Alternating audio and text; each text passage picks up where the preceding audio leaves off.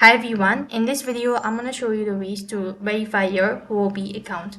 So to verify your Huobi account, you just have to follow the steps. First thing, go ahead and type in or open up a browser and type in hdx.com/trans. This is how it's going to look like. Right on this page, you just have to go ahead and press the profile icon from the top right. And when you press on the profile icon, you can see unverified, which means that you need to verify your account. So to verify account, go ahead and press the verify button located next to it. Press the unverified button and it's going to take you to the page where you have to go ahead and verify your identity.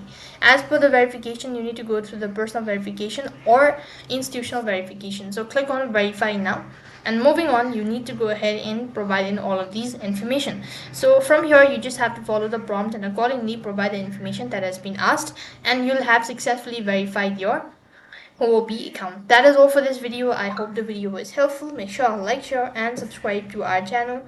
Thank you for watching. See you in the next video.